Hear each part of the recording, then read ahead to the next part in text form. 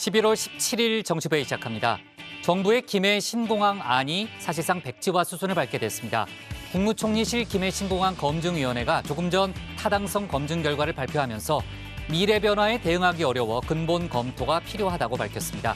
이로써 기존 김해 공항을 확장하겠다는 계획은 그대로 추진하기 어렵게 됐습니다. 부산시와 민주당이 김해 대신 가덕도 신공항 건설을 강력히 주장하고 있는 만큼 가덕도 신공항에 힘이 실릴 분위기입니다. 다만 정부 여당이 내년 부산시장 보궐선거를 고려해서 4년을 끌어온 국책사업을 번복한 거 아니냐는 정치적 논란은 이어질 그런 분위기죠. 조반장 발제 때 자세히 짚어보겠습니다. 미리 보는 정치부회입니다. 수도권의 코로나 신규 확진자가 닷새째 100명을 넘어서면서 정부가 수도권 거리두기 단계를 1.5단계로 올리기로 했습니다.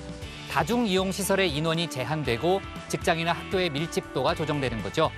이런 가운데 화이자에 이어 미국 제약사 모더나의 백신이 94.5%의 효능을 보였다는 발표가 나와서 기대를 모으고 있습니다.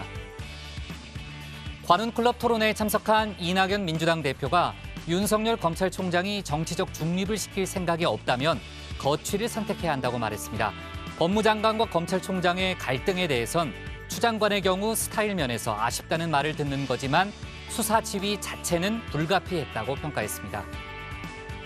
바이든 미국 대통령 당선인이 오늘 정권 인수인계 작업이 늦어지면 더 많은 사람이 코로나로 죽을 거라며 트럼프 대통령의 협력을 촉구했습니다. 경제 구상도 밝혔는데요. 최저임금을 인상하고 부자와 대기업이 더 공정한 세금을 내도록 하겠다고 밝혔습니다. 오늘 준비한 소식 많습니다. 내려가서 본격적으로 정치부회의 문을 열겠습니다.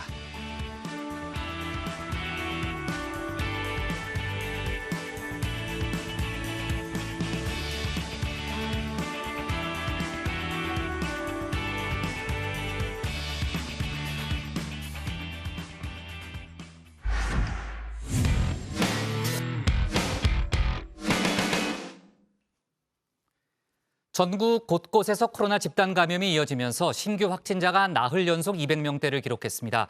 방역당국은 특히 확산세가 거센 수도권의 사회적 거리 두기를 모레 0시부터 1.5단계로 격상하기로 결정했습니다. 이런 가운데 전 세계 코로나 백신 개발 속도를 내고 있는데요.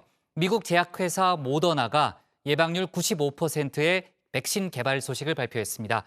어쨌든 반가운 소식이죠. 관련 소식을 신혜원 반장이 정리했습니다.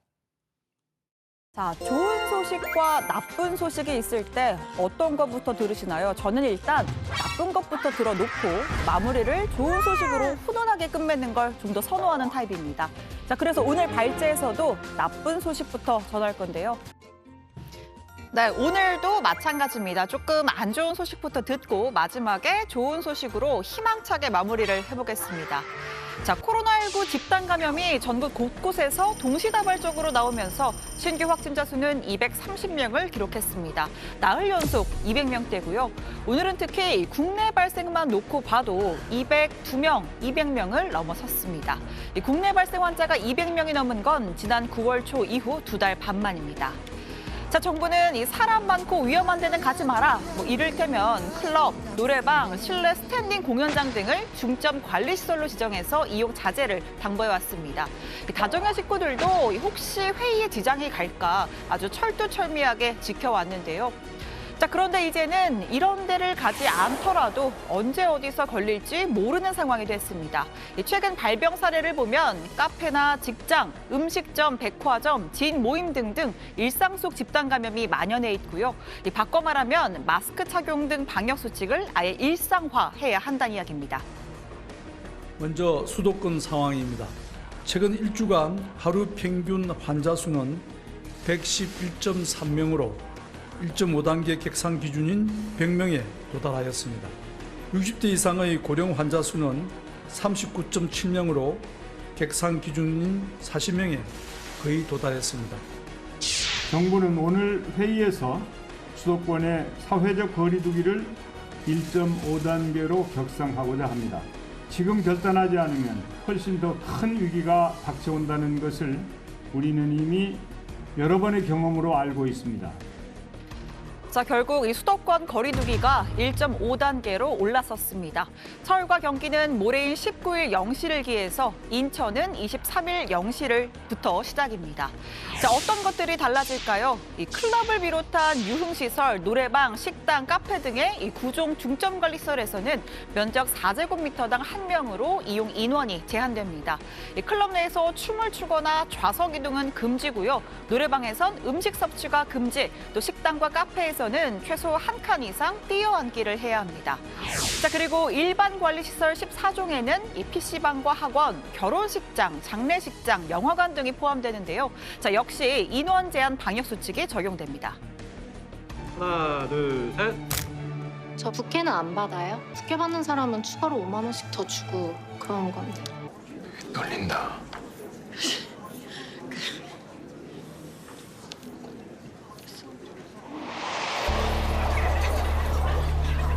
자, 지금 보시는 이 결혼식장을 기준으로 뭐 정확하게 젤 볼 수는 없지만 일단 테이블 간격 최소 1m 이상을 유지해야 하고요. 이 테이블당 인원도 제약이 생깁니다.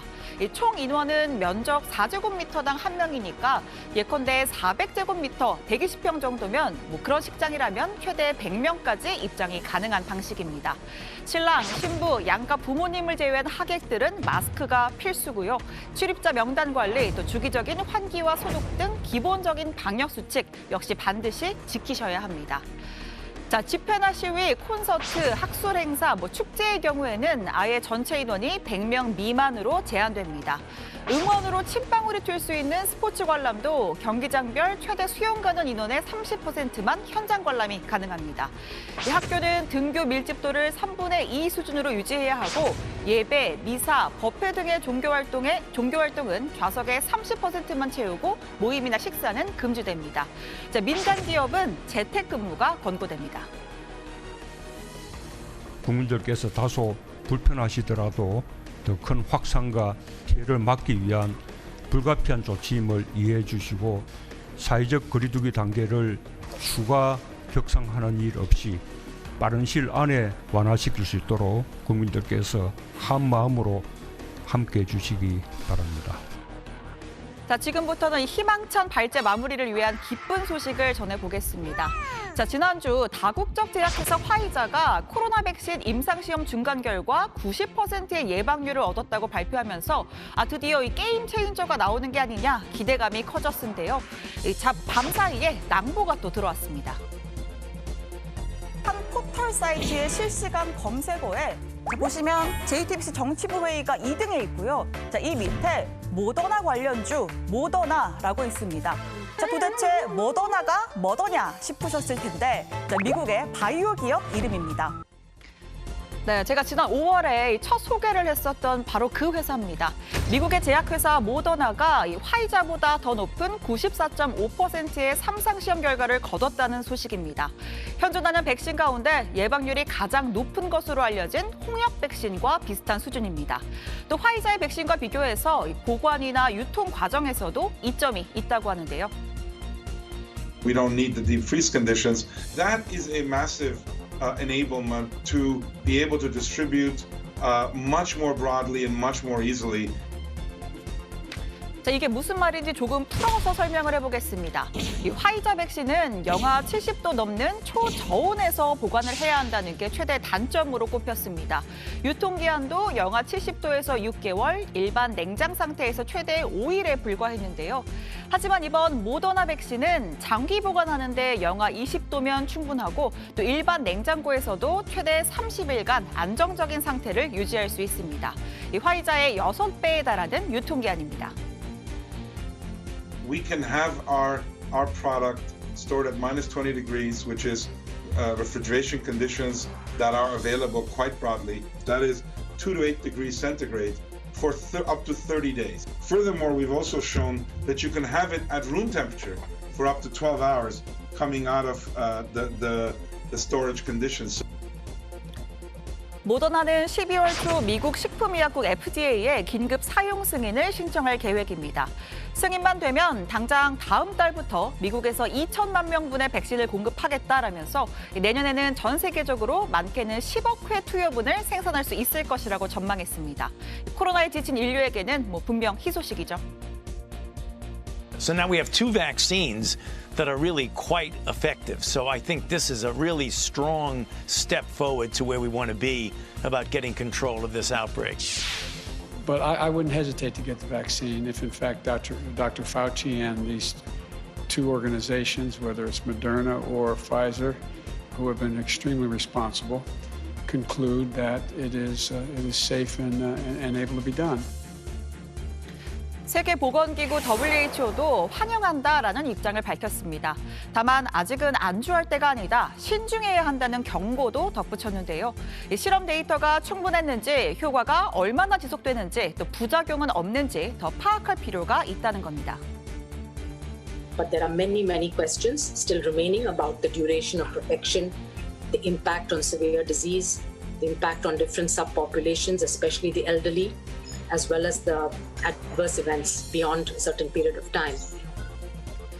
자, 이런 가운데 모더나 백신은 내 덕이다라고 주장한 사람, 예상하셨듯이 트럼프 대통령입니다.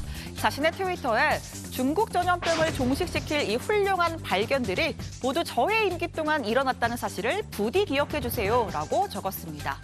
자, 공이 전혀 없는 건 아닙니다. 트럼프 행정부가 주도한 이 백신 개발 프로젝트 초고속 작전이 모더나의 백신 개발 비용 일부를 지원을 했다고 하네요. 자, 다만 미국에서는 이 트럼프 대통령이 가망 없는 대선 불복에 몰두하느라 코로나 대응에는 사실상 손을 놨다라는 말도 나오고 있습니다. 백악관의 코로나 전담 회의는 5달 전에 들어온 게 마지막이라고 하는데, 이 바이든 당선인도 트럼프 대통령의 이 비협조를 정면으로 비판했습니다. 자, 오늘 청와대 발제 이렇게 정리합니다. 수도권 거리두기 1.5단계, 예방률 95% 백신 나왔답니다.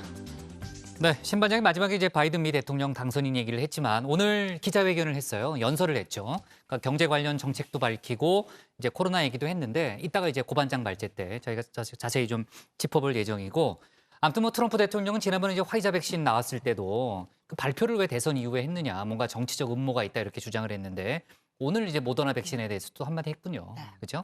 그러니까 내가 한 거다 그 얘기죠. 네. 자, 지금 이제 국내 코로나 집단 발병이 전국 곳곳에서 이어지면서 신규 확진자가 속출하고 있습니다. 벌써 나흘 연속 200명대를 기록했고요. 방역 당국이 결과적으로 이제 수도권 거리두기 단계를 높일 것을 결정을 했습니다. 모레 0시부터 1.5단계로 올라가는데, 그러니까 일평균 100명, 그러니까 격상 기준을 충족했기 때문이죠.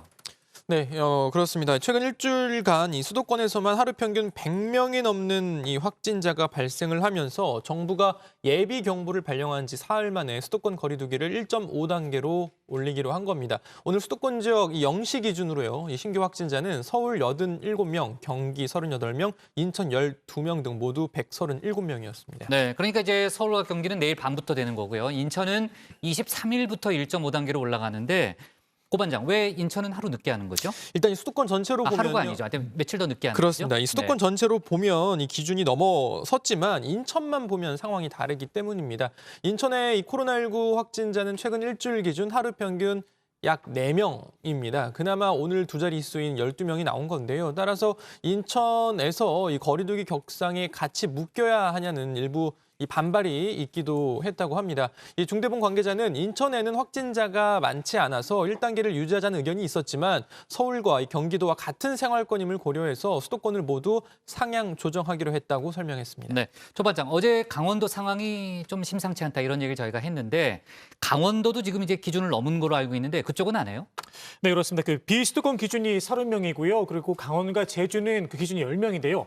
강원은 이미 나흘째 거리두기 기준을 초과한 상태입니다. 정부가 강원도의 거리두기 단계도 함께 올리는 방안을 검토를 했었는데 일단은 당장 격상하지 않고 좀 추이를 살피면서 지자체의 판단에 맡기기로 했습니다. 특히 거리두기 2단계는 21시 이후 식당의 취식 금지, 노래방이나 실내 체육시설 등 많은 다중이용시설의 21시 이후 영업 중단 등 민생을 어렵게 하는 강력한 방역 조치들이 포함되어 있습니다. 이러한 단계까지 가지 않고 1.5단계에서 유행을 찾아내야 합니다. 수도권과 강원도의 경우 지금은 언제 어디서든 코로나19에 감염될 수 있습니다. 자, 오후에 들어온 소식인데 광주도 1.5단계로 격상한다는 거죠? 네, 그렇습니다. 광주도 19일 0시부터 1.5단계로 격상을 합니다. 가을 재확산 이후 정부 차원에서 단계 격상이 이루어진 서울, 경기 등 수도권을 제외하고 지방 시도 중에는 첫 번째 단계 격상인데요. 최근 일주일 동안 하루 평균 확진자는 평균 7명으로 격상 기준에는 못 미치지만 그 거점 병원인 전담대병원에서 관련 확진자가 많이 늘어나고 있는 상황을 고려한 조치입니다. 지금까지 병원 관련 확진자가 30명에 달하는데요. 특히 전남대병원은 광주 지역의 거점 병원인데 현재 확진자가 잇따라 발생을 하면서 외래와 응급진료가 전면 중단이 됐습니다. 또 본관 일동은 병실 전체를 코호트 격리가 들어간 상태입니다. 거점 병원의 의료 공백으로 인해서 응급과 중증, 장기 투병 환자 치료에 대한 우려가 커지고 있는 상황입니다. 전남대병원이 이제 그 한 동 전체가 코호트 격리가 됐군요. 네. 자, 정부가 이제 1.5단계 격상을 결정했지만 일부 전문가들 사이에서는요, 1.5단계 효력이 크지 않다. 그러니까 바로 2단계로 가는 게 더 낫다. 이런 의견을 내는 사람들도 있죠. 네, 제가 조금 전에 발제에서도 정리를 했지만 1단계에서 1.5단계로 달라지는 점이 분명히 있습니다. 하지만 기본적으로는 1단계의 지침이 기본이 되는 건데요. 그러니까 영업 중단 등의 조치 없이 인원 제한 등의 수칙이 강화되는 겁니다. 예배 등 종교행사 참석 인원은 좌석수의 30%, 학교는 등교 인원 3분의 2 제한 이런 내용들이 있는데 이에 대해서 일부의 전문가들은 최소 2단계 조치는 해야 이 침방울을 통한 사람 간의 전파를 줄일 수 있다.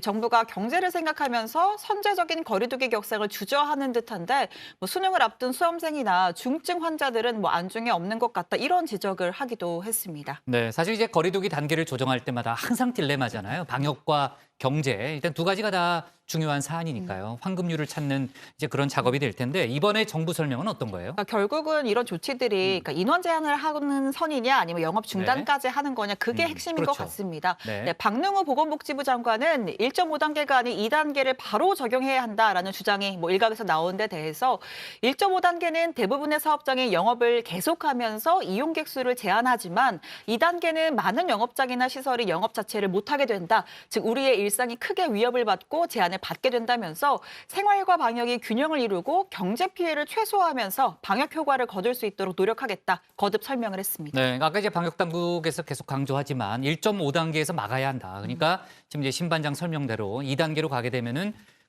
경제 분야에서 막대한 피해가 예상되기 때문에 여기서 최선을 다해가지고 2단계에서 막아보자는 게 아무튼 정부의 설명이었고. 백신 얘기를 좀 해보면요. 지난주 화이자에 이어서 속속 백신 개발 소식이 이어지고 있습니다. 반가운 소식이죠. 다만 너무 김칫국을 빨리 마실 필요는 없는 건데 아무튼 반가운 소식이면 틀림없습니다. 특히 모더나가 개발 중인 백신은요. 화이자 것과 비교했을 때는 상당히 이점이 많다는 거 아니겠습니까? 그러니까 보관이나 유통 면에서 이점이 많다는 거죠. 네, 이 화이자 백신이 처음 발표가 됐을 때 이 효과는 뛰어나지만 영하 70도가 넘는 이 초저온에 보관을 해야 한다는 게 최대 단점으로 꼽혔었는데요. 하지만 이번 모더나 백신은 장기 보관하는데 이 영하 20도면 충분하고 또 일반 가정용 냉장고 온도에서도 최대 30일간 안정적인 상태를 유지한다는 게 이 모더나의 설명입니다. 화이자 백신 유통기한의 6배인데 그만큼 백신을 보관하고 또 보급하기가 쉽다는 것으로 해석됩니다. 아까 신 반장이 설명했지만은 예방률이 94.5%나 된다는 거죠? 네, 백신 가운데 예방 효과가 가장 큰 게 이 홍역 백신으로 알려져 있는데요. 그것과 이제 비슷한 수준입니다. 이 모더나는 3만 명을 대상으로 실험을 했는데 이 백신 후보 물질을 투여한 실험군 15,000명 가운데는 단 5명이 코로나에 걸렸고 증세도 심하지 않았다고 합니다. FDA가 긴급 사용을 승인하면 당장 다음 달부터 미국에서 2천만 명분의 이 백신을 공급하겠다라고 밝혔고요. 미국에서는 모더나 백신에 대한 기대감으로 이 다우 지수가 500포인트 넘게 또 오르기도 했습니다. 네, WHO도 오늘 철저한 효과 외에 이제 부작용이 없는지 안전성 검증이 우선이라는 입장을 내놨는데 아무튼 FDA 승인이 나면 연말에 이제 미국을 중심으로 해서 전 세계 보급으로 이어질 가능성이 높다고 봐야 되는 거죠. 고 반장, 그러면 우리는 언제쯤 백신을 받아볼 수 있을까요? 네, 현재 저희가 계속 얘기를 하고 있지만 세계 각국에서 이 백신 선구매 확보를 위한 경쟁이 치열한 상황이잖아요. 그렇죠. 네. 우리 방역 당국도 지금 이 세계 백신 공급 기구인 코백스 퍼실리티를 통한 선택 구매 그리고 개별 제약사와의 협의를 통한 백신 구매 작업을 동시에 진행 중입니다. 다만 현재 당장 접종을 할 수 있는 게 아닌데다가 부작용 등의 신중을 기해야 하고 따라서 지금으로서는 방역 수칙, 마스크 또 우리 사회적 거리 두기를 잘 지키는 게 최선의 방어라는 입장입니다. 백신 개발 소식에서 미래를 보실 수 있을 것입니다. 그렇지만 아직은 우리 손에 쥐어준 백신이 있는 것은 아니고 임상 연구 결과만 나왔습니다. 이것으로 당장 세상은 변하는 것은 하나도 없습니다. 아마도 내년 늦가을에 있을 2021년 그리고 22년 절기에 코로나19의 경우 우선 접종이 필요한 대상에 대해서 국내에서 접종을 완료할 수 있도록 목표를 가지고 추진하고 있습니다. 만약 화이자와 모더나 모두 연내 FDA 승인을 받더라도 연말 내 접종 가능한 수는 3,500만 명입니다. 미국 인구가 3억 3천만 명 정도니까 미국 인구의 한 10%를 조금 넘는 수준인데요. 지금 미국 상황이 워낙 심각한 상황이죠. 그래서 미국 질병통제예방센터는 가장 먼저 일선 의료진과 응급구조대 그리고 코로나19 고위험군인 노인층에게 백신을 먼저 접종하도록 하라 이렇게 지침을 내리고 있습니다. 네, 그 다음에 이제 미국 일반 대중들이 백신을 맞고 그럼 뭐 결국 이후 미국 외 전 세계로 백신이 보급되는 데에는 시간이 더 걸릴 수밖에 없는 상황으로 보입니다. 특히 화이자의 경우에는 운송 중에 섭씨 영하 70도 이상의 냉동 요건이 필수이기 때문에 이 콜드체인 같은 인프라를 갖추는 데만 뭐 짧게는 수주, 길게는 수개월이 걸릴 수도 있다 이런 전망도 나옵니다. 네, 의료 환경이 열악한 저개발국까지 백신이 가려면요.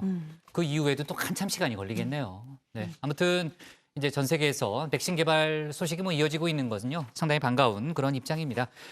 얘기 들으니까 뭐 모더나 백신 개발 소식 나온 이후에 화이자 주가가 떨어졌다고 그러더라고요. 네. 그죠? 화이자랑 그 공동 개발사 있잖아요. 독일 회사. 더 많이 떨어졌다면서요. 거기도 많이 떨어지고. 네. 네. 지난번에 그 화이자 CEO가 주식 팔았다고 그래서 막 논란이 있었는데. 네. 국장 그렇죠? 주식 하시나요? 저 안 해요. 아니시죠? 저 한 적이 없어요. 한 번도 한 적이 없어요. 네. 그거 갑자기 궁금해요? 갑자기 얘기를 하셔가지고. 그래요? 알겠습니다. 여기서 일단 정리하겠습니다. 오늘 청와대 발제는요. 수도권 거리두기 1.5단계, 예방률 95% 백신 나왔다로 제목을 잡겠습니다. 다음은 최종혁 관장의 발제를 들어보겠습니다.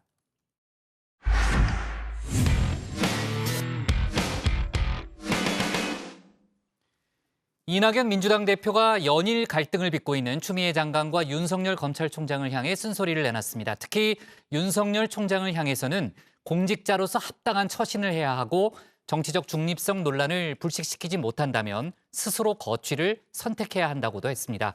이 밖에도 최근 전세난 등 부동산 문제에 대해서는 국민 여러분께 죄송하다며 사과의 뜻을 밝히기도 했는데요.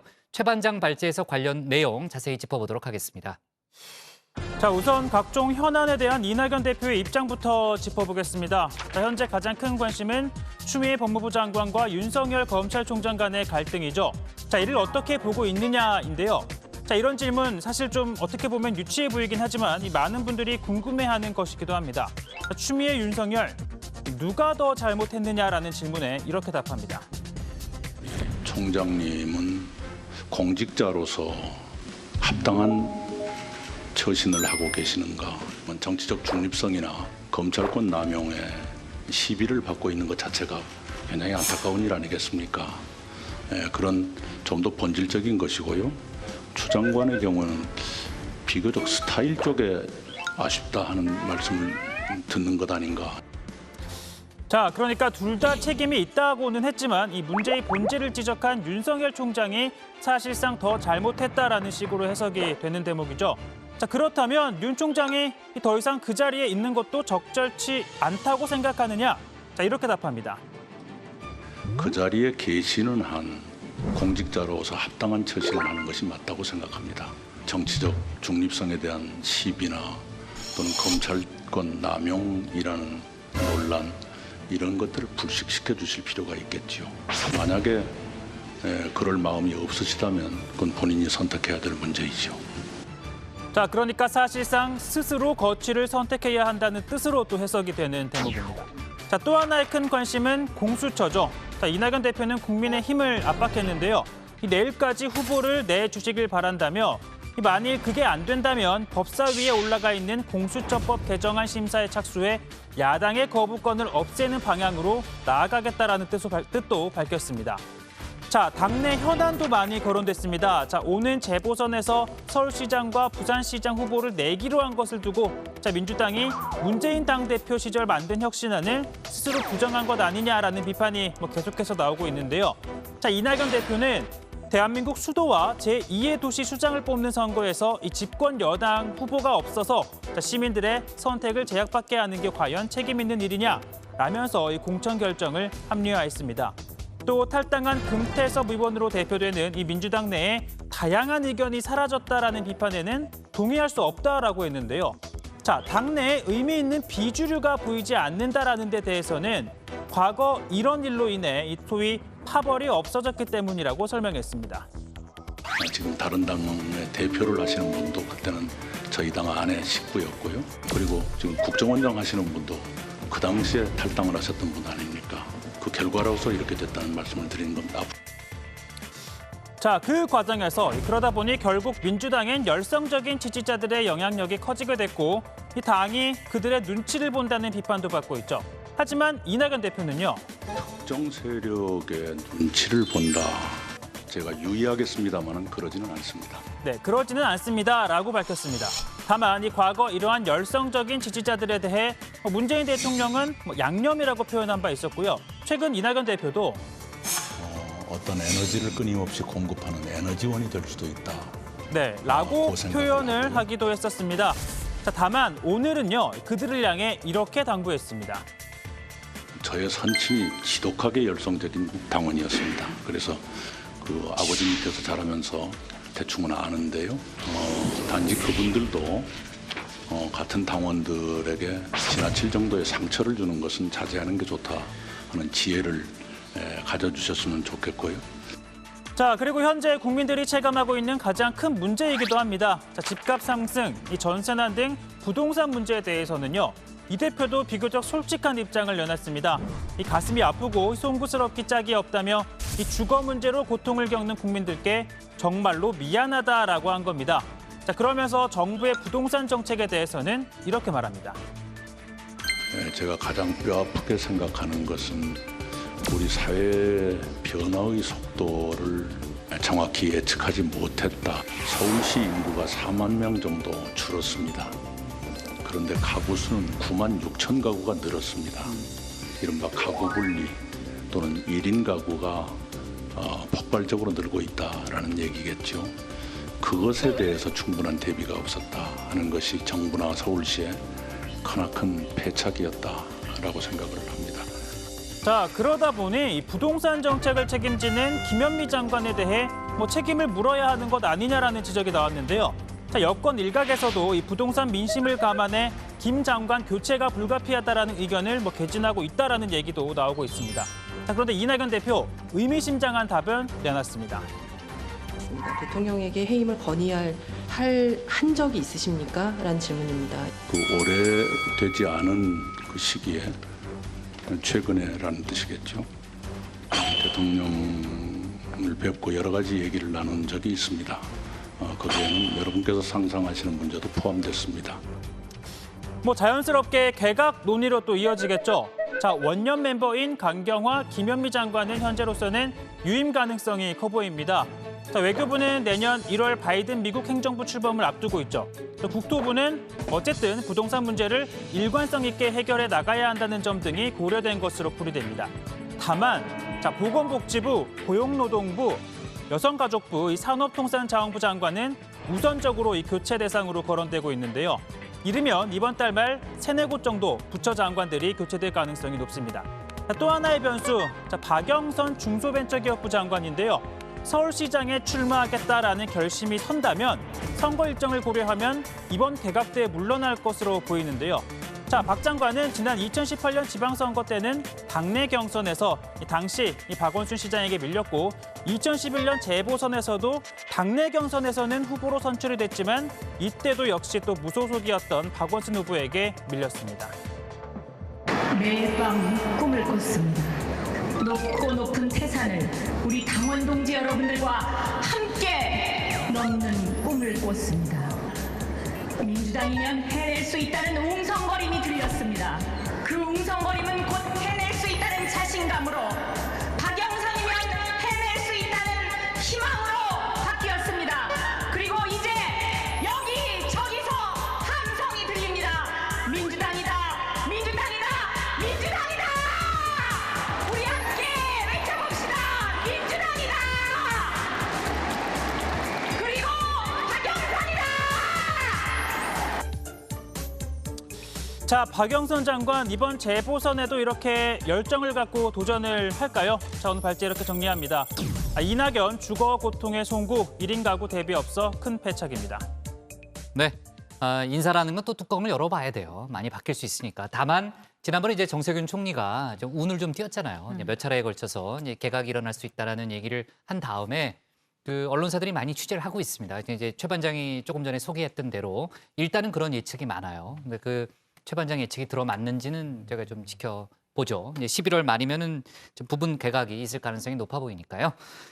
자, 이낙연 민주당 대표가 오늘 관훈클럽 토론회에 참석을 했습니다. 추미애 장관과 윤석열 총장의 갈등에 대해서는 부분적으로는 둘 다 책임이 있다 이렇게 얘기를 하면서도 윤 총장 쪽에 조금 더 이제 비판의 칼을 들이댔다 이렇게 볼 수 있는데 정치적 중립 논란이 불거진 게 책임이 크다라는 점을 강조를 했습니다. 그리고 처음으로 윤 총장의 거취에 대한 언급도 했죠. 네, 이낙연 대표는 이 두 사람의 갈등에 대해서 검찰 개혁 과정에서 빚어진 것이고 그게 본질이라면서 마치 두 사람의 싸움인 것처럼 비치는 것은 아쉬운 일이다 이렇게 밝혔습니다. 윤석열 총장에 대해서는 공직자로서 합당한 처신을 하고 있는가라고 꼬집으면서 정치적 중립 시비를 불식시켜줘야 하고 그러한 생각이 없다면 거취를 선택해야 한다라고 말했습니다.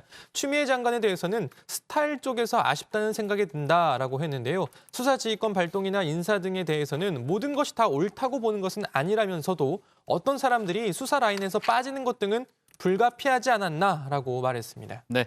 자, 추미애 법무장관은 오늘 특별한 공개 일정은 없죠. 어제도 이미 이제 추 장관은 법사위에서 관련한 발언을 이어갔었는데 오늘은 뭐 특별히 추가 일정은 나오지 않고 있는 상황이고 윤석열 총장은 일선 검사들과 릴레이로 오찬을 하고 있다면서요. 네, 그렇습니다. 오늘은 사회적 약자 보호를 위해 애쓴 검사들을 만났는데요. 갑질 폭행으로 자살한 경비원 사건, 채용 과정에서 업무상 위력 등에 의한 성추행 사건, 또 임금 체결 사건 등을 수사한 검사들과 점심을 먹으면서 간담회를 가졌습니다. 윤 총장은 사회적 약자를 보호함으로써 공정하게 형사법을 집행하는 것이 검찰에 맡겨진 가장 기본적인 책무라고 강조하면서 우월한 지위를 부당하게 남용한 범죄에 적극 대응하고 실질적으로 도움이 되는 피해자 지원이 되도록 관심을 기울여달라 이렇게 당부를 했습니다. 향후 윤 총장은 성폭력 피해 사건 등을 담당한 검사들도 차례로 불러서 간담회를 가질 계획인데요.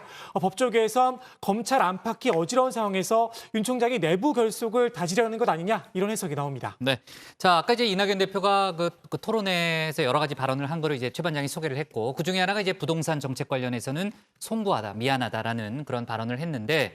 조만간 정부가 추가 대책을 내놓을 거라는 점도 밝혔죠? 네, 이낙연 대표는 주거 문제로 고통을 겪는 국민들께 미안하고 가슴 아프고 송구스럽다라고 했습니다. 사실상 여당 대표가 현 정부의 부동산 정책 실패를 공식석상에서 인정한 것으로도 해석이 되는 대목입니다.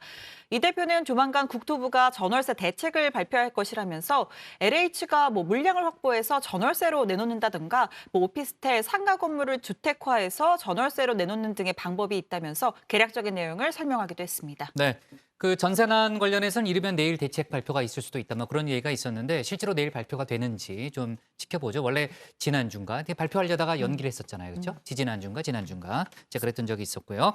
지금 정치권에서는 내년 4월 재보선 분위기 많이 달아오르고 있습니다. 이제 당별로 경선 규정도 만들어지고 또 출마를 공식화하는 그런 의원들도 속속 나오고 있죠. 민주당에서는 우상호 의원이 서울시장에 도전하겠다는 뜻을 공식적으로 밝혔죠. 네, 우상호 의원은 당내 경선 출마를 전제로 해서 준비 중이다. 이번 달 말쯤에 출마 의사를 밝히겠다라고 했습니다. 또 민주당에서는 아까 최 반장 발제에서도 보셨지만 박영선 중소벤처기업부 장관, 또 추미애 장관, 전현희 국민권익위원장 등도 거론이 되고 있는데요. 다만 추미애 법무부 장관은 검찰개혁이 완료되기 전까지는 정치적 야망을 갖지 않기로 했다. 있다라고 말하기도 했습니다. 우상호 의원도 추미애 장관은 정세균 총리와 함께 예비 대권 후보라고 생각한다라는 말을 하기도 했습니다. 국민의힘에서는 아직 서울시장 같은 경우에 박춘희 전 송파구청장의 출마 의사를 밝힌 것 외에는 이렇다 할 후보군은 없는 상황입니다. 일단 나경원 의원이 다음 주쯤에 여야의 패스트트랙 충돌에 대한 뒷이야기를 담은 저서를 출간할 예정인데요. 이걸 계기로 해서 좀 본격적인 활동에 나서지 않겠느냐라는 관측이 나옵니다. 물론 재판이 또 진행 중이긴 하죠.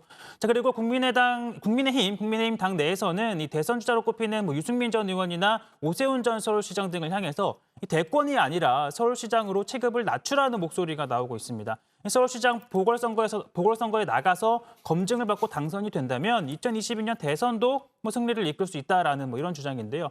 자, 초선인 박수영 의원은 이 소위 우리 당 대권 주자로 거론되는 분들 중 그동안 별다른 성과를 보이지 않았던 분들은 서울시장부터 출마하시라 이렇게 공개적으로 요구를 했습니다. 대권 주자들이 시장 선거에 먼저 나와야 한다는 데 대한 공감대를 형성하는 초선 의원들이 꽤 있다. 이런 분위기도 전했고요. 자, 이번 재보선 결과에 대해서는 여야 간에 확연한 입장 차이를 보이기도 했는데 각 당 대표 얘기로 한번 직접 들어보시죠. 서울도 부산도 몹시 힘겨운 선거가 될 것이라고 전망하고 있고요. 그래서 저희들이 조금의 방심도 해서는 안 되는 선거라고 보고 있습니다. 지금 이 정부에 있어서의 지난 4년간의 업적을 총체적으로 평가하는 그런 선거가 되리라고 보기 때문에 지금 이 정부의 현재까지의 업적으로 봐서 저희가 무난히 이길 수 있는 선거라고 저는 생각을 합니다. 네, 그러니까 이낙연 대표는 쉽지 않은 선거가 될 것이다라는 그런 입장이고 김종인 비대위원장은 야당이 무난히 이길 것이다 이런 발언을 조금 전에 했잖아요. 그러니까 아까 최 반장이 얘기대로 확연한 입장 차를 지금은 보이고 있습니다. 자, 그리고요. 지금 이낙연 대표의 오늘 관훈클럽 토론의 내용 아까 짚어봤는데 어제 김태년 원내대표가요. 임기 연장론을 갑자기 들고 나와서 좀 설왕설래가 있었죠. 네, 이낙연 대표가 2022년 대선에 출마하려면 당권과 대권을 분리하고 있는 이 민주당 당원에 따라 1년 전인 내년 3월 9일 이전에 사퇴를 해야 합니다. 자, 그런데 서울과 부산시장 재보선은 4월 7일이죠. 선거가 한 달이 채 남지 않은 시점에 이 대표가 자리에서 물러나게 되고 김태년 원내대표가 대표 권한대행을 맡게 되는 겁니다. 이 김 원내대표는 어제 중앙일보와의 인터뷰에서 이낙연 대표가 보궐선거를 치르고 임기를 다하는 게 어떨까 한다면서 이낙연 대표 체제를 유지하는 게 어떠냐는 주장을 내놨습니다. 자, 이를 위해서는 당원을 개정해야 하는데요. 재보선 후보 공천에 이어서 또 한 번 이 당원을 개정해야 하는 부담이 생기게 되는 겁니다. 자, 이후 당내에서도 부정적인 반응이 나오자 김태년 원내대표는 자신의 희망사항을 이야기한 것이라면서 진화에 나서기도 했습니다. 네, 그러니까 논의가 된 게 아니고 본인의 희망사항을 얘기한 것이다라는 게 김태년 원내대표의 설명이었고요. 누가 기침했는데 지금? 고 반장이에요? 예. 알았어요. 힘들군요, 요즘에 좀. 그 이낙연 대표가 오늘 토론회에서요, 자신의 대권 도전과 관련한 그런 입장도 밝혔습니다. 한때는 압도적인, 정말 압도적인 그런 지지율 1위를 기록했는데 지금은 그 이재명 지사와 좀 엎치락뒤치락하는 분위기가 있잖아요. 본인은 개의치 않는다는 입장을 내놨죠. 네, 그렇습니다. 말씀하신 것처럼 이 대표는 그 대표 취임 전후를 좀 보면 대권 주자 지지율이 좀 하락을 해서 지금은 이재명 경기지사와 1, 2위를 다투고 있는 상황인데요. 지지율이 답보 상태에 빠진 것 아닌가라는 질문에 이렇게 답을 했습니다. 지지율은요. 제가 좋았을 때는 저만 혼자 뛰었을 때입니다. 혼자 뛰어서 1등한 것이 뭐 그렇게 대단한 것이겠습니까? 이제 국민들께서 구체적으로 생각하시기 시작했다. 네. 그런 데 따른 조정이 있을 것이다. 이렇게 생각합니다. 이낙연만의 색깔이 없다고 지적을 하자 과거의 민주당에 비해서 많이 달라졌다면서 김홍걸 의원을 제명하고 또 정정순 의원에 대한 체포 동의안을 처리한 것을 거론하면서 과거엔 없었던 일이다 이렇게 강조를 했습니다. 문재인 대통령과는 당 대표가 된 후 6번쯤 만나고 또 전화도 했다고 이렇게 밝혔는데요. 잘못된 국정 운영에 대해서 대통령에게 직언을 하겠느냐라는 질문에는 잘못이 있다면 당연히 말씀을 드려야 한다 이렇게 강조를 했습니다. 다만 문 대통령과의 차별화에 대해선 같은 당은 큰 틀에서 정책을 같이 가져가는 것이다 이렇게 강조를 했습니다. 네, 검찰 수사 상황을 좀 짚어보면요. 라임 사태 핵심 인물이죠. 김봉현 전 회장이 옥중 입장문을 통해서 현직 검사들에 대한 술접대 의혹을 제기했잖아요. 한 달 정도 시간이 흘렀는데 검찰이 수사에 상당히 속도를 내고 있습니다. 의혹의 당사자들을 불러서 조사를 했다는 거죠. 네, 서울 남부지검에 있는 전담팀이 김봉현 전 회장이 술 접대 대상으로 지목한 전관 출신 변호사와 현직 검사 2명을 소환 조사했습니다. 김 전 회장은 그동안 이 검찰 조사를 통해서 술 접대 날짜로 지난해 7월 12일을 유력하게 특정을 했었는데요. 검찰은 의혹의 당사자들에게 신용카드 사용 내역, 또 검찰청 출입 기록 등을 토대로 이날 행적 등을 물은 것으로 전해집니다. 당사자들은 접대를 받은 적이 없다라고 반박을 한 것으로 알려졌습니다. 자, 그리고 검찰은 김 전 회장이 지목한 3명의 검사 가운데 뒤늦게 1명을 특정하고 사무실과 주거지를 지난주에 압수수색하는 등 수사에 속도를 내고 있습니다. 자, 그리고 검찰은 오늘 이 김봉현 전 회장을 다시 불러서 조사를 진행을 하고 있는데요. 이종필 전 라인 부사장과 김모 전 청와대 행정관을 불러서 이 3자 대질 조사를 진행을 한 것으로 전해집니다.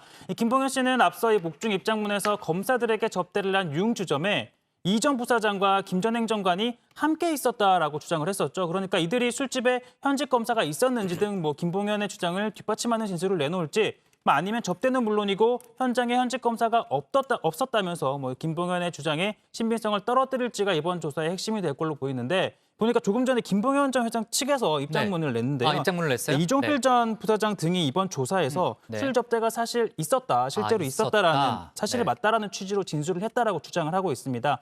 다만 검찰 측에서는 일단 조사 중인 사안이기 때문에 구체적으로는 밝힐 수 없다라고 얘기를 하고 있고요.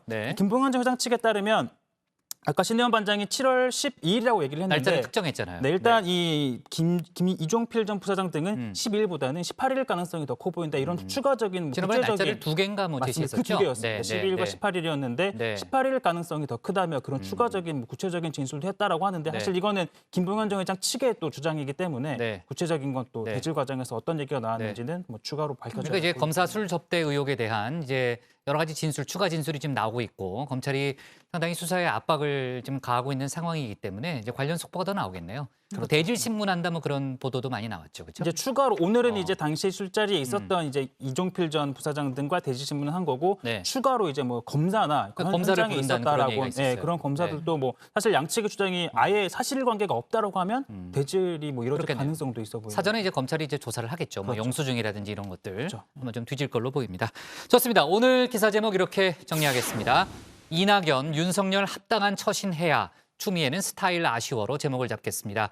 다음은 조익신 반장의 발제를 들어보겠습니다.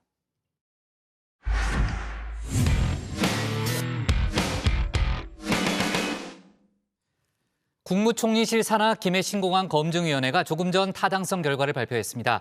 동남권 관문공항으로서 김해신공항 추진은 근본적인 검토가 필요하다는 의견을 냈는데요. 사실상 김해신공항 안 백지화 수순을 밟게 됐습니다. 정치적 공방도 뜨거운데 관련 내용을 조익신 반장이 정리해봤습니다.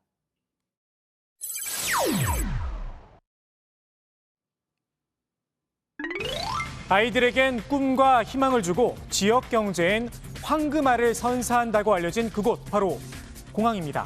동남권 관문공항이란 타이틀을 달았었죠. 김해 신공항이 사실상 그 지위를 잃었습니다. 근본적인 재검토가 필요하다는 겁니다.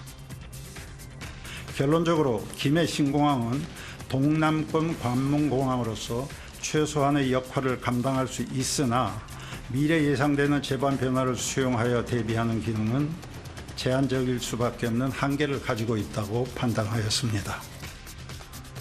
동남권 신공항의 시작 무려 14년 전으로 거슬러 올라갑니다. 지난 2006년 노무현 전 대통령의 지시로 검토가 시작됐는데요. 이후 이명박 정부 때 경제성이 없다는 이유로 한 차례 자초가 됐다가 박근혜 정부 때 다시 논의가 됐습니다. 당시 밀양과 가덕도로 영남 민심이 갈려 극심한 갈등을 겪었습니다. 동남권 신공항 입지 선정 용역에서 항공기의 안전과 직결되는 고정 장애물이 독립적인 평가 항목에서 제외되었다는 사실이 국토교통부를 통해 확인되었다. 이는 주변이 높은 산으로 둘러싸인 밀양의 신공항 입지 선정에 절대적인 유리한 것으로 현재 부산시장을 비롯한 부산 정치권의 움직임은 단순히 영남권 신공항을 가덕도에 유치하고자 하는 수준을 벗어나 용역 결과가 여의치 않다는 것을 미리 예단하고 무산시키거나 불복하기 위한 움직임이라는 생각을 지울 수가 없습니다. 결국 결론은 밀양도 가덕도도 아닌 김해공항 확장이었습니다.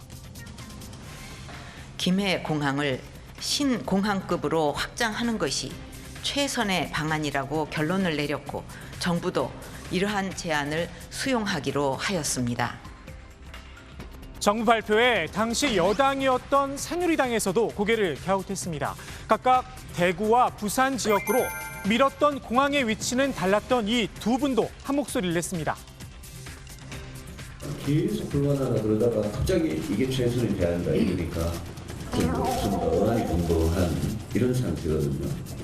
김해공항 확장 홀가론을 폈던 우리 국토교통부가 지금 김해공항 확장을 주장을 하고 이게 과연 가능한가 여기에 대한 강한 의구심을 가지고 있습니다. 이때 가졌던 의구심 결국 현실이 된 겁니다. 김해 신공항이 백지화되면서 논의를 처음부터 다시 시작해야 하는데요. 동남권 신공항을 어디에 만들어야 하느냐를 놓고 벌써 정치권이 시끄럽습니다. 대구 경북 쪽에서 미란이 가깝기 때문에 선호를 했었는데 근데 대구 경북은 지금 그 공항이 확정이 됐기 때문에 이 김해 신공항 확장안이 무산이 되면 가덕도 신공항 쪽으로 이렇게 정리가 될 것으로 저희들이 전망을 하고 있고 그럼 대구 지사님들이라든지 또 우리 정치권에 뒷받침을 하고 있습니다. 김두관 의원이 말한 대구 경북의 공항.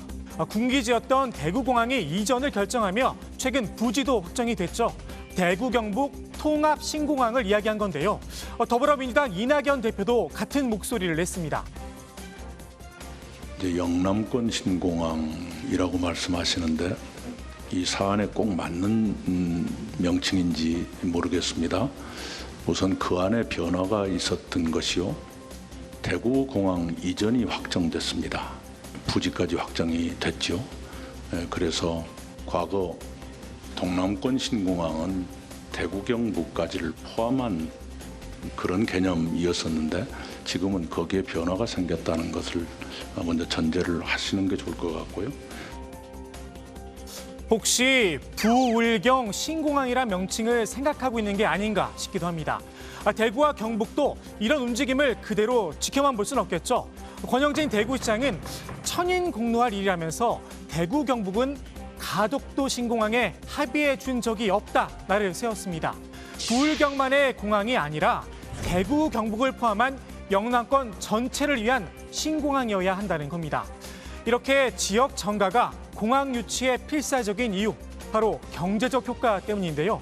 대구 경북 통합 신공항의 경우 36조 원에 이르는 생산액 증가와 40만 개 이상의 일자리 창출이 가능하다는 연구 결과가 나오기도 했습니다.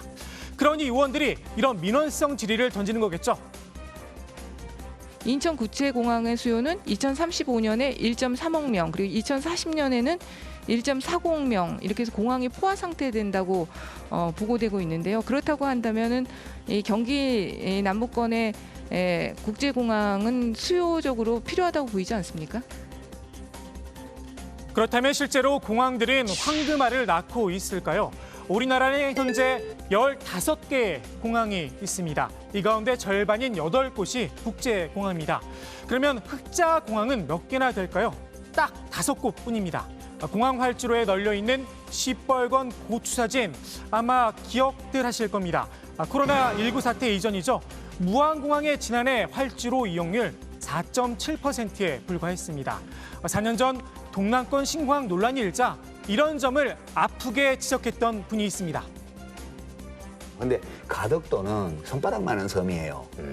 가덕도라는 큰 섬이 있어서 그따 공항을 만드나 보다 활주로 깔고 그게 아니고요.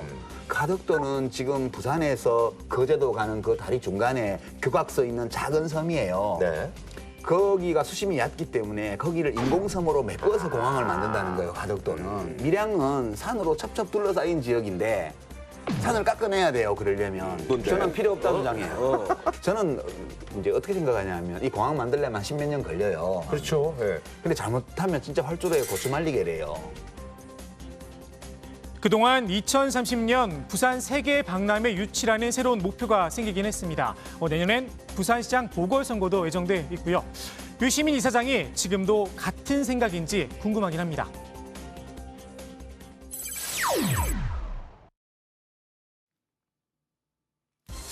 좁은 창틈으로 고개를 내밀고 있는 이분, 최배전 의원입니다. 지난해 4월이었죠. 국회 패스트트랙 지정이 한창이었는데요. 본인의 의원회관 사무실에 갇혀 애처로운 모습으로 SOS를 쳤습니다. 밖에서 문을 열 수가 없어요. 지금 그 안에 있는 소파로 문을 막아놨고 또 잠궈놨기 때문에 제가 보기에는 문을 아예 뜯어내지 않는 이상 불가능하기 때문에 제가 보기에는 이쪽을 통해서 이 유리를 분리시켜서 제가 보기에는 깨든지 뭐 해서 나갈 수밖에 없을 것 같습니다. 이게 아침 9시부터 지금 2시 반까지니까 지금 5시간 반 이상 지금 감금돼 있는 상황이거든요. 최 전 의원을 감금한 사람들, 당시 자유한국당 의원들이었습니다. 최 전 의원이 사개특위에 참석하지 못하도록 의원실로 찾아가서 저렇게 문을 막아선 건데요. 당시 71세였던 여상규 법사위원장까지 나서 솔선수범을 보였습니다. 지금 뭐 하시는 거예요? 아유 위원장님 왜 그러세요? 위원장님. 위원장님 맞으세요. 허리 다치세요. 허리 다치세요. 위원장님 이러시면 안 돼. 큰일 나요.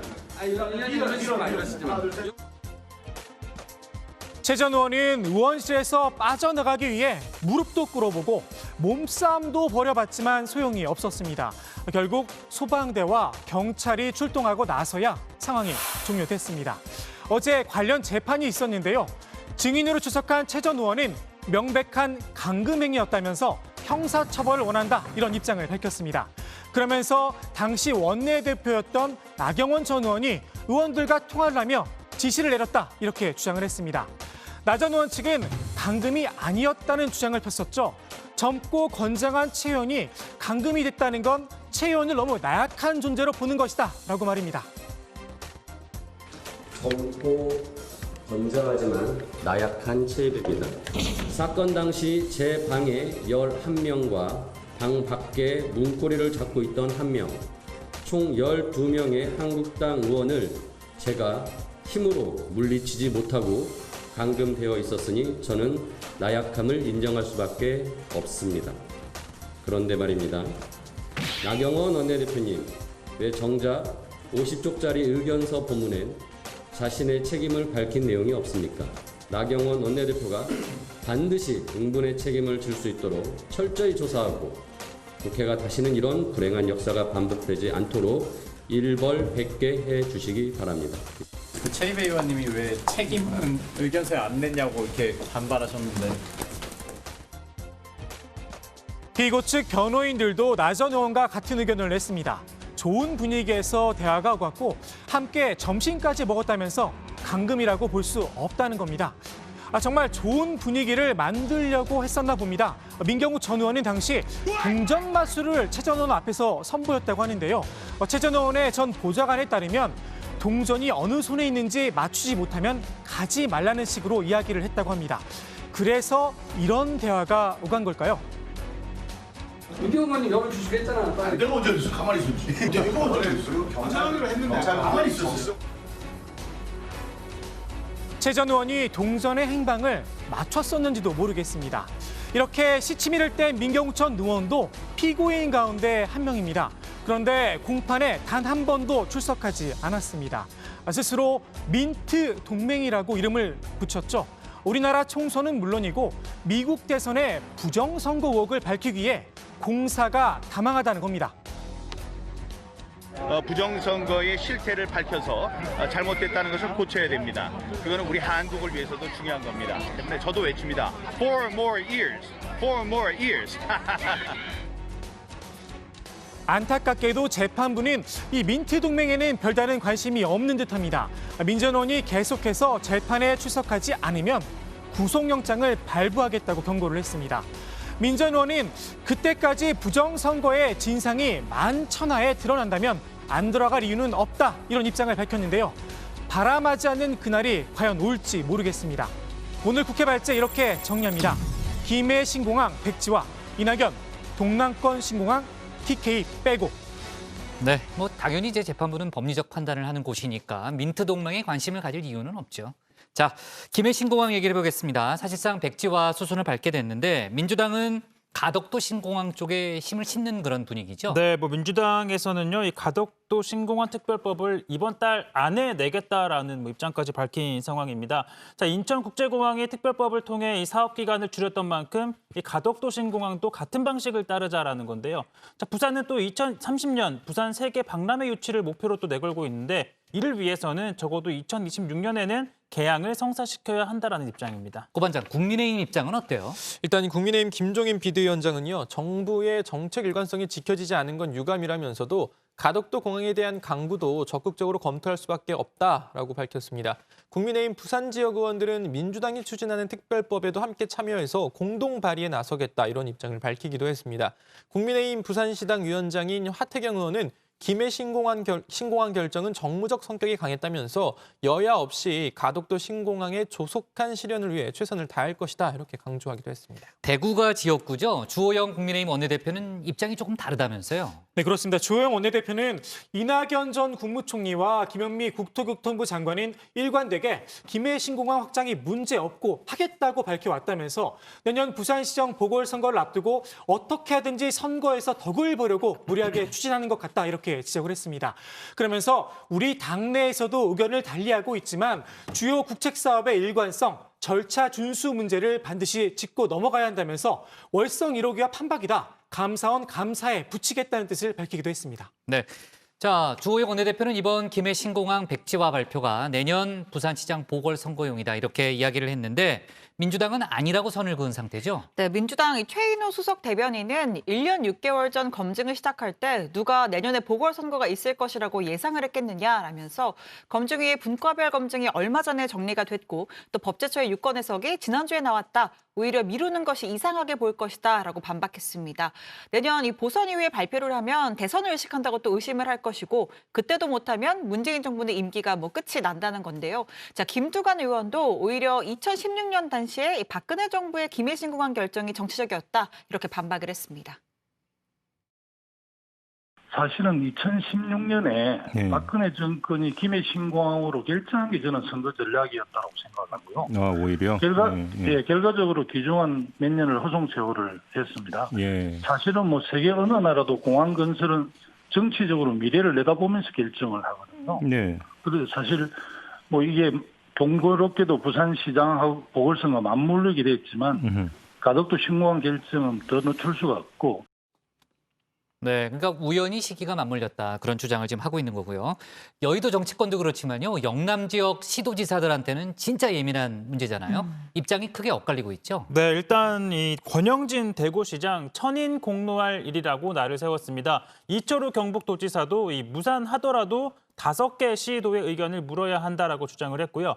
반면 김경수 경남지사는 이 가덕도가 최선의 대안이다. 이 안전하고 24시간 운항 가능한 동남권 신공항을 신속히 추진하겠다라는 입장을 밝혔습니다. 대구 경북, 그러니까 TK 쪽에 반발이 큰 것 같은데 그쪽에는 통합 신공항이 또 들어서기로 돼 있는 거 아니에요? 맞습니다. 이 대구 공항을 이전을 해서 이 대구 경북 통합 신공항을 조성하는 사업을 한창 진행하고 있죠.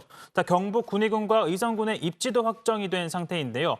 다만 이 대구 경북에서는 이 통합 신공항과 영남권 신공항을 같은 잣대로는 볼 수 없다라는 목소리도 나옵니다. 자, 이 통합 신공항은 국비 지원 없이 이 대구 공항 부지를 개발해서 이전 비용을 충당하는 기부대 양여 사업인데 이 영남권 신공항은 10조 원 이상 재정을 들여야 하는 국책 사업이라는 겁니다. 네, 여권에서는 영남권 신공항이란 용어 자체가 잘못됐다는 그런 입장이죠?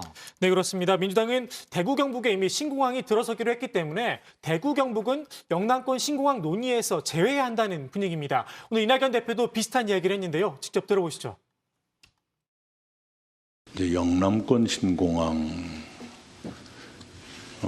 이라고 말씀하시는데 이 사안에 꼭 맞는 명칭인지 모르겠습니다. 우선 그 안에 변화가 있었던 것이요.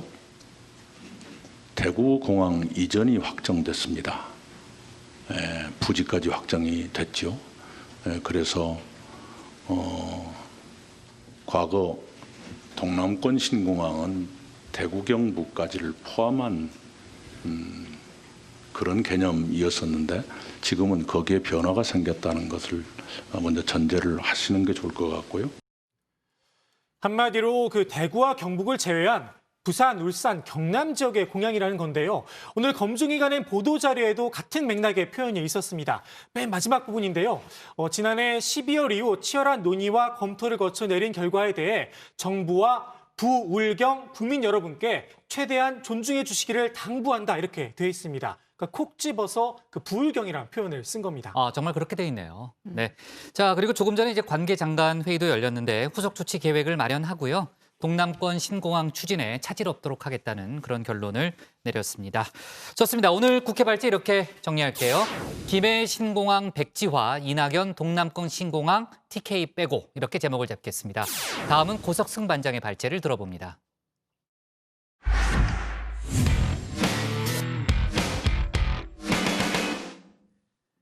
바이든 미국 대통령 당선인이 오늘 차기 정부의 경제 구상을 밝혔습니다. 300만 개 일자리 창출, 그리고 시간당 $15 최저임금 등을 약속했는데요. 바이든은 경제 정상화와 구조 개혁은 코로나 억제 후에 가능하다고 강조했습니다. 그러면서 트럼프 대통령을 향해서 정권 인수인계 작업 협력을 촉구했습니다. 관련 내용을 고석승 반장 발제에서 짚어보겠습니다.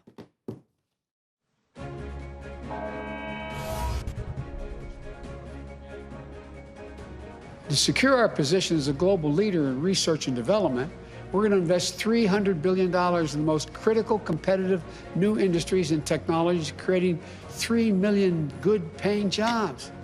And the corporate American technology firms like Microsoft on the call, they all agreed.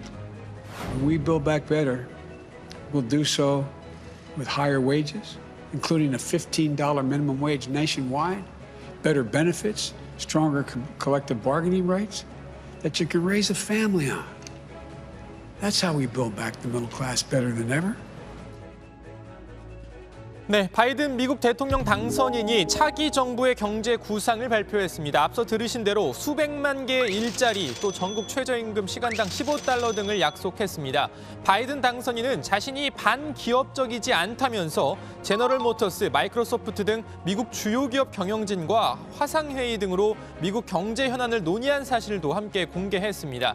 그러면서 선거 기간 강조했던 바이 아메리칸, 자 그러니까 이 미국이 만든 미국산 물품만 사겠다는 뜻도 다시 한번 분명히 했습니다.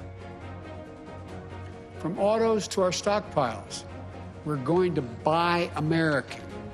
No government contract will be given to companies that don't make their products here in America. 네, 바이든은 자신의 경제 구상을 밝히면서 모든 경제 정상화와 구조 개혁은 코로나19 확산 억제가 이뤄져야 가능하다라고 강조했는데요. 코로나19 확산을 막기 위해서라도 트럼프 대통령이 정권 인수인계 작업에 하루속히 협력해 줄 것을 요청하기도 했습니다. More people may die if we don't coordinate. I am hopeful that the president will be mildly more enlightened before we get to January 20th. 네, 트럼프 대통령을 압박하고 나선 건 바이든 당선인뿐만이 아닙니다. 오바마 전 대통령 부부도 트럼프 대통령이 적극적으로 정권 인수인계 작업에 나서줄 것을 촉구했는데요. 자, 일단 먼저 오바마 전 대통령이 나섰습니다. Or president are servants of the people. It's a temporary job. We're not above the rules. We're not above the law. That's the essence of our democracy. 네, 오바마 전 대통령의 부인이죠. 미셸 오바마 여사도 나섰습니다. 미셸 오바마는 자신의 인스타그램에 장문의 글을 남겨서 트럼프 대통령을 비판했는데요. 이런 내용입니다. 잠깐 보면요. 남편과 나는 백악관 직원들에게 조지 부시 전 대통령이 우리를 위해 해준 일을 하라고 지시했습니다. 다시 말해 미국 민주주의의 특징 중 하나인 존경스럽고 매끄러운 정권 인수인계를 준비하라고 지시한 겁니다. 우리는 트럼프 대통령 당선인 측 관계자들을 우리 사무실로 초대하고 지난 8년 동안 우리가 배운 것을 제공했고 그들을 위해 상세한 메모도 준비했습니다. 자, 하지만 미셸 오바마 여사는 인간적으로 트럼프 대통령 당선인을 좋아할 수는 없었다라고도 밝혔는데요. 내용을 좀 더 보죠. 나는 솔직히 이 모든 것이 나에게 쉬운 일은 아니었다고 말하고 싶습니다. 도널드 트럼프는 내 남편에 대해 인종차별적 거짓말을 퍼뜨려서 우리 가족을 위험에 빠지게 했습니다. 나는 용서할 준비가 되어 있지 않았습니다. 그러나 나는 조국을 위해서는 분노를 가라앉힐 힘과 성숙을 길러야 한다는 것을 알고 있었습니다. 그래서 나는 멜라니아 트럼프 여사를 백악관에서 맞이했고 영부인이 되는 것에 대한 철저한 조사부터 백악관에서 아이들을 키우는 방법까지 그녀가 궁금해한 모든 질문에 답하면서 내 경험에 대해 이야기해 줬습니다. 자, 그러니까 우리도 트럼프 당신이 마음에 들지 않았지만 나라를 위해 정권 인수인계를 도왔다. 그러니까 당신도 바이든의 인수 작업을 도와라. 뭐 이런 뜻이겠죠. 자, 미셸 오바마 여사의 글을 읽다 보니 4년 전 오바마 당시 미국 대통령과 트럼프 당선인의 어색했던 백악관 첫 만남 기억이 나네요. Well, I just had the opportunity to have an excellent conversation with President-elect Trump. It was wide-ranging. We talked about some of the organizational issues in setting up a White House. We talked about foreign policy. We talked about domestic policy. Mr. President-elect, that we now are going to want to do everything we can to help you succeed, because if you succeed, then the country succeeds. We really, we discussed a lot of different situations, some wonderful and some difficulties. I very much look forward to dealing with the president in the future, including counsel. 네, 참고로 오바마 당시 대통령과 트럼프 당선인이 백악관에서 이렇게 만난 건 대선 이틀 뒤, 그리고 트럼프 후보의 당선 확정 하루 뒤였습니다. 자, 이번 대선의 승자인 바이든 당선인과 선거 부정을 주장하고 있는 트럼프 대통령의 만남은 여전히 감감무소식입니다. 자, 바이든 측 인사뿐만이 아닙니다. 공화당 내에서도, 심지어 백악관 내부에서도 바이든의 승리를 인정하는 듯한 발언이 나오고 있습니다. Look, if the Biden-Harris ticket is determined to be the winner, and it's, you know, obviously things look that way now, we'll have a very professional transition from the National Security Council. There's no question about it. 네, 공화당 소속의 오하이오, 또 아칸소 주지사 등도 재검표와 관련 소송 등이 필요하다면서도 바이든의 승리를 전제로 평화로운 정권 인수인계가 중요하다는 입장을 밝혔습니다. 마찬가지로 공화당 소속이지만 트럼프 대통령과 각을 세워왔던 레리 호건 메릴랜드 주지사는 코로나19 대응은 안 하고 밤낮으로 트위터만 하고 있다면서 트럼프 대통령을 비판했습니다. This COVID-19 is spreading all across the country. Hospitals are overflowing. People are dying. And our economy is collapsing. And the president is tweeting all day and night about beating Joe Biden.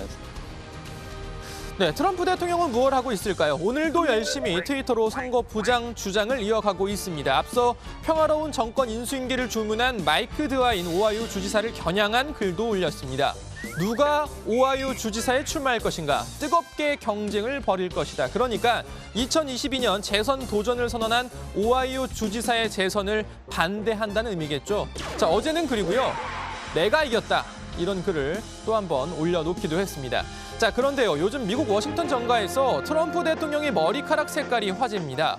옆으로 빗어넘긴 이 금발머리가 상징과도 같았던 트럼프 대통령이 요즘 백발이라고 할까요? 은발이라고 해야 될까요? 이 백발머리로 등장하고 있어서입니다. 선거 당시와 요즘 모습, 자, 확연히 색깔이 다르죠. 자, 이걸 두고 일각에선 그만큼 스트레스가 심한 것 아니겠느냐는 분석도 하고 있고요.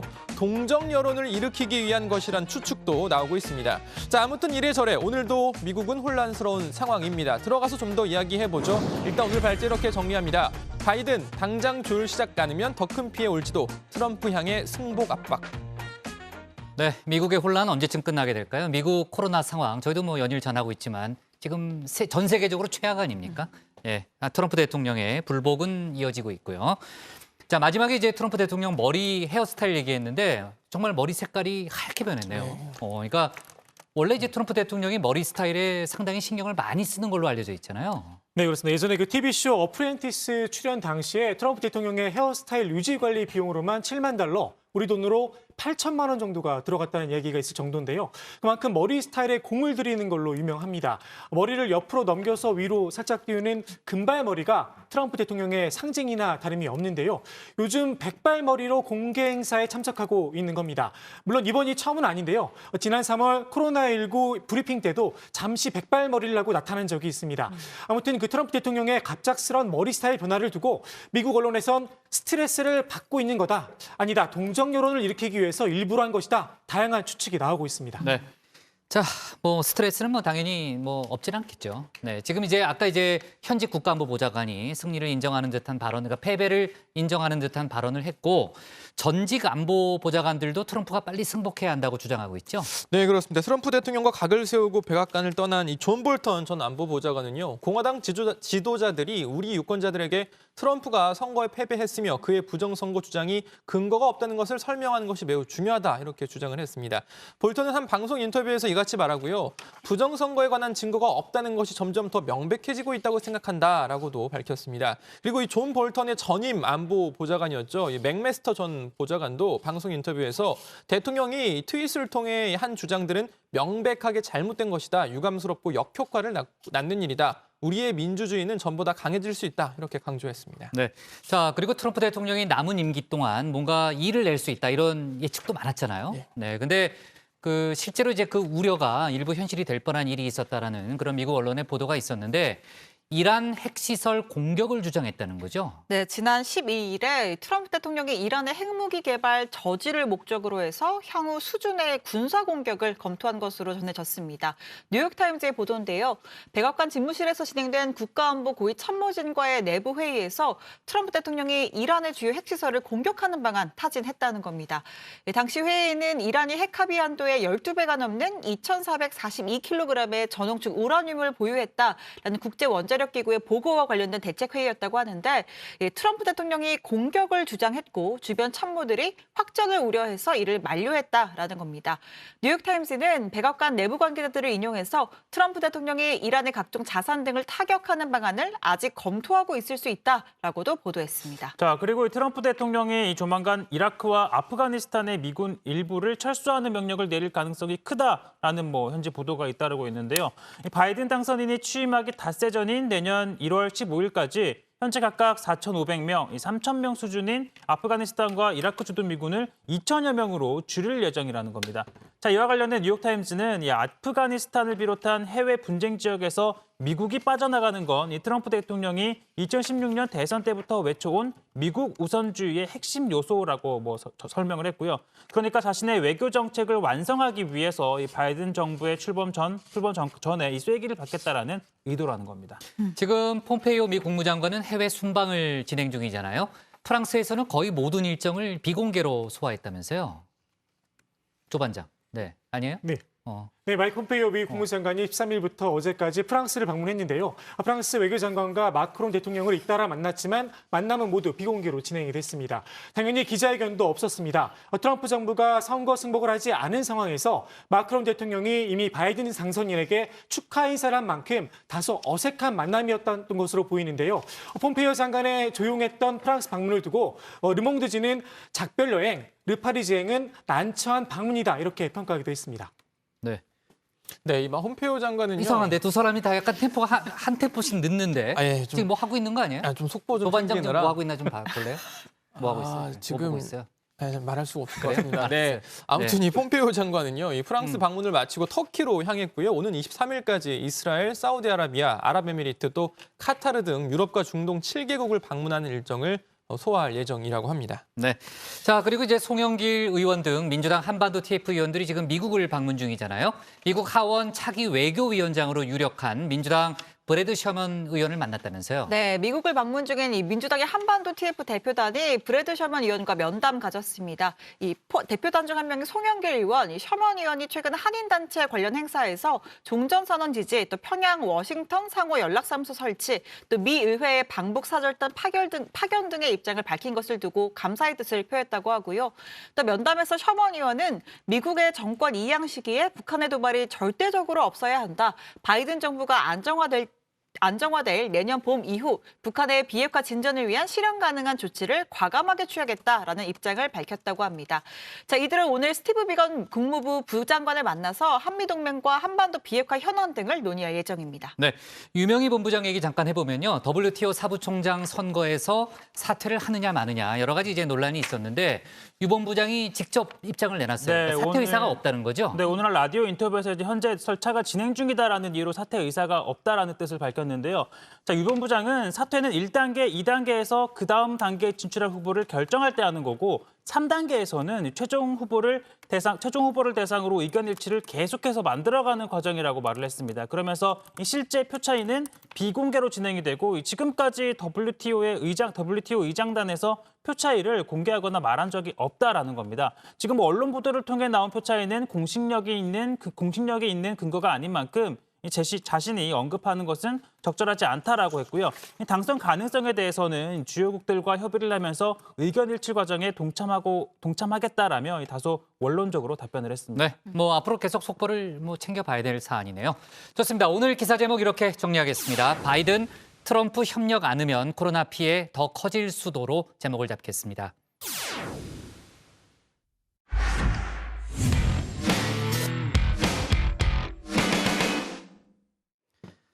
오늘 저희가 고른 한 컷은 코로나 안전신고, 마스크 미착용 최다입니다. 앞서 수도권 거리두기 단계가 1.5단계로 올라간다는 속보 전했습니다.